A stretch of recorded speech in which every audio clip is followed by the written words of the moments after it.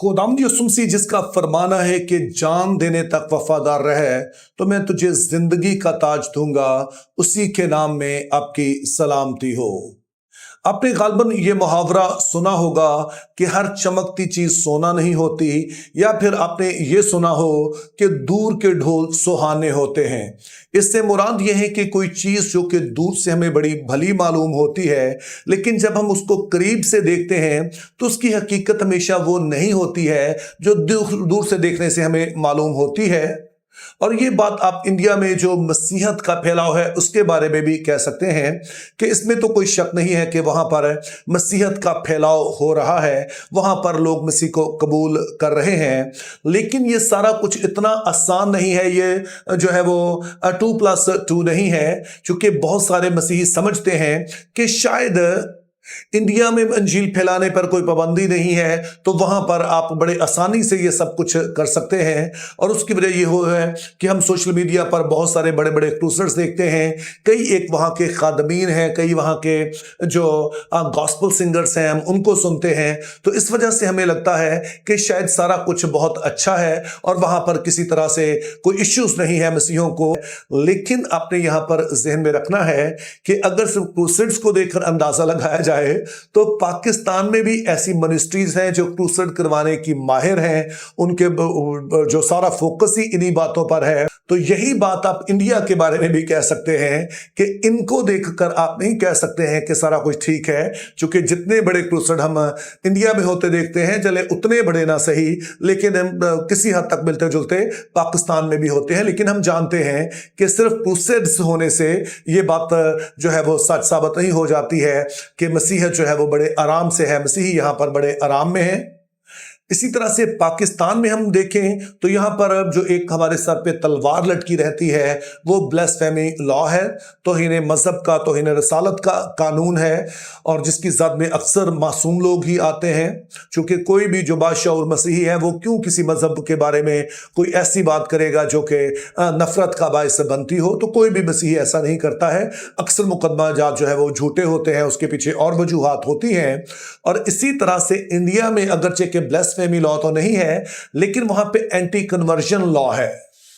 इससे मुराद यह है कि सरकारी सतह पर इस बात पर पाबंदी है, अब सब पूरे इंडिया में नहीं है लेकिन 12 जो वहां के बड़ी रियासतें हैं जहां पर मसीहत का फैलाव हो रहा था, वहां पर मजहब की तब्दीली पर पाबंदी है। उसमें खास क्रिश्चियन तो नहीं लिखा गया है, लेकिन टारगेट जो है वो ज्यादातर मसीही ही बनते हैं, चूंकि आपको पता है कि बहुत सारे लोग मसीह को कबूल करना चाहते हैं। तो इस वजह से ये कानून जो है उनके खिलाफ इस्तेमाल किया जाता है। और फिर जैसे मैंने कहा कि जो ब्लास्फेमी लॉ का इस्तेमाल करके पाकिस्तानी मसीहों को सताया जाता है, तो उसी तरह से एंटी कन्वर्शन लॉ को इस्तेमाल करके इंडिया में मसीहों को सताया जाता है। और उसके कई वाकयात आप सुनते ही हैं। अगर पाकिस्तान में सरगोदा का, जड़ांवाला का वाकया हुआ, तो हमने इंडिया में भी देखा कि वहां मणिपुर का वाकया हुआ, और वहां पर ना सिर्फ हमारी तरह जैसे हमारे चर्चेस जला दिए गए पाकिस्तान में, इंडिया में भी कई एक चर्च बिल्डिंग्स जला दी गई, बल्कि वहां तो अब ऐसी खवातीन भी थी जिनको बरहना किया गया और गलियों में उन्हें ऐसे ही घुमाया गया। तो आपने समझना है कि सिर्फ आप सोशल मीडिया पे देख के अंदाजा नहीं लगा सकते हैं कि सब कुछ ठीक चल रहा है या मसीहत वहां पे बड़ी आसान है। और मैं आपको अभी एक क्लिप दिखाना चाहता हूं, इसको जरा देखिए। ये 2-3 लोगों की गवाही है, और यहां पर ये जहन में रहे कि ये चंद लोगों की गवाही आपको बताई जा रही है। और जो इस फील्ड के माहिरीन हैं, जो इंसानी हकूक की तंजीमें हैं, उनका मानना है कि जो वाकयात इंडिया में रिपोर्ट होते हैं वो सिर्फ 10% है। बहुत सारे वाकयात तो रिपोर्ट ही नहीं होते हैं, क्योंकि मसीहों को पता है कि अगर हम पुलिस के पास भी जाएंगे तो वहां पर हमारी सुनवाई नहीं होगी। तो आइए जरा इस क्लिप को देखिए और थोड़ा सा आपको अंदाजा होगा कि शायद मेन सिटीज में तो इतना बड़ा प्रॉब्लम ना हो, लेकिन साइड एरियाज में बहुत सारे हमारे मसीही भाई जो इंडिया में हैं वो दुख उठाते हैं। मार्च 2025 में जब हम प्रार्थना कर रहे थे, उसी दौरान में करीबन मैं प्रार्थना हॉल में प्रार्थना कर रहे थे, करीबन वहाँ पर काफ़ी लोग, विरोधी दल के लोग लाठी डंडों के साथ आए। बजरंग दल वाले थे, आरएसएस वाले थे, शिवसेना थे और बहुत सारे लोग थे। फिर वो लोगों ने वीडियो सब बनाना चालू किए और बहुत ऊट-पटांग बातें करना चालू किए, पूछना चालू किए कि आप लोगों ने कितना पैसा लिया, धर्म परिवर्तन किया करके। थाने में ये कहा जा रहा था कि आप ये कबूल करो कि आप लोगों को धर्म बदल रहे थे। जेल का जो है वो हमारे साथ एकदम अलग व्यवहार किया जाता था। बाकी जितने भी लोग आते थे, यदि मर्डर करके आए हैं तो उनकी बहुत तारीफ करते, उनसे लोग डरते थे। जब हम खाने की लाइन लगते थे, जब हम खाना थाली में लेते थे तो क्या होता था, वो लोग क्या है थाली पर कभी थूक देते थे। खाना हाथ में है तो थाली में ही थूक देते थे ताकि वो खाना हम ना खा सके। कई बार ऐसा करते थे, दूसरी प्लेट से क्या है मारते थे तो हमारी जो रोटी होती थी वो जमीन में गिर जाती थी। तो तभी मैं ये बात प्रभु को धन्यवाद दे करके अपनी उसी रोटी को नीचे की मिट्टी झाड़ करके मैं थाली में रख करके धन्यवाद दे करके उसकी खाता था।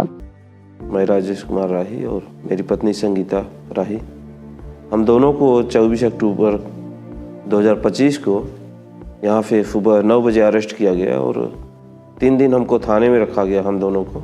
उसके बाद जिला जेल में डाला गया और टोटल हमें 1 महीना 17 दिन जेल में रहना पड़ा। जिस समय मुझे जेल ले जाया गया उस समय जो है घर में बड़ी समस्या का सामना करना पड़ा। खास करके जो फाइनेंशियल प्रॉब्लम थी वो सबसे ज़्यादा मायने रख रही थी। बेल कराने में भी कुछ लोगों से उधार लेना पड़ा था और पत्नी को अपने गहने भी बेचने पड़े थे। कुछ तो होना चाहिए, कुछ भी नहीं, या हम दूध तक तो पिला नहीं पा रहे। 29 दिन हम जो है जेल में रहे हैं, 1 महीना मतलब मान लो जेल में रहे हैं। जेल के अंदर बहुत ज़्यादा प्रताड़ित किया जाता है। इसकी वजह से जो बेबी पेट में था तो जेल में ही मिसकैरेज हो गया। जो महीने में 2 बार हेयरिंग पे जाना पड़ता है, पेशी पे जाना पड़ता है, ये बड़ा मुश्किल रहता है क्योंकि हमारे यहाँ से कम 150 से 200 किलोमीटर हमें महीने में हो सकता है 2 बार जाना पड़ता है या महीने में 1 बार जाना पड़ता है। पैसा हो या ना हो, है ना, और या सुविधाएं हो या ना हो, फिर भी जाना पड़ता है। ये बड़ी समस्या है। फिर 1 साल हो गया, मेरे बच्चे स्कूल भी नहीं गए, स्कूल भी छूट गया, तो ये बहुत टेंशन रहती है। लेकिन प्रभु के हाथ में मैंने सौंप रखा है कि परमेश्वर जो है एक ना एक दिन बदलेगा जीवन। जब मनुष्य मेरे कारण तुम्हारी निंदा करे और शताए और झूठ बोल बोल कर तुम्हारे विरुद्ध में सब प्रकार की बुरी बातें कहे, तब आनंदित और मगन होना, क्योंकि तुम्हारे लिए स्वर्ग में बड़ा फल है। अब जो आपने क्लिप देखा है, इसमें एक चीज जो पहली आप नोट करते हैं कि ये जो मसीही हैं, ना सिर्फ इनको सताया गया है, आम लोगों ने सताया, बल्कि इसमें लीडर्स शामिल थे, इन पर मुकदमे करवाए गए। और जाहिर मुकदमा उस वक्त होता है जब कोई कानून ऐसा मौजूद हो, तो वो एंटी कन्वर्शन कानून के तहत इन सारे लोगों को जो है वो फंसाया गया। इनको ना सिर्फ ज़दोकोब किया गया, ना सिर्फ लूटा गया, बल्कि इन पर मुकदमात किए गए, इनको जेल में रखा गया। तो आपने मेरी इस बात को याद रखना है, ये पहले भी एक वीडियो में मैंने जिक्र किया था कि मुखालफे मसीही सिर्फ एक शख्स का नाम नहीं है, ये एक पूरा निज़ाम होता है जिसका नुमाइंदा कोई शख्स होता है। और आम तौर पे ये जो किरदार अदा करता है ये रियासत होती है, चूंकि रियासत कवानीन बनाती है।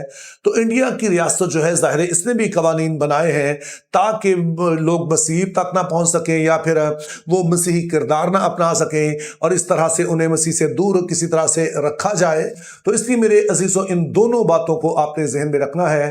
पहले नंबर पर कि हमें अपने इंडिया में रहने वाले मसीही बहन भाइयों को दुआओं में याद रखना है, और इसलिए कि वहां पर बेशक मसीहत फैल रही है, लेकिन उतना ही हम देख रहे हैं कि वहां पर इज़ार रसानी भी हो रही है। लेकिन ये कोई अनोखी बात नहीं है। जैसे कि तरतुलियान ने कहा था कि शहीदों का खून कलीसिया की आबियारी करता है, तो ये बात अपने आप में दुरुस्त है। तो इसलिए मेरे अजीजों, आप जो पाकिस्तान में बसते हैं, इस बात के लिए हम शुक्रगुजार हैं कि हमें इबादत करने की इजाज़त है। क्योंकि बाज लोग ऐसा समझते हैं कि इंडिया में ज्यादा इजाजत है। ये बात दुरुस्त नहीं है। जितनी सी वहां आज़ादी है उतनी सी हमें यहाँ पर भी है।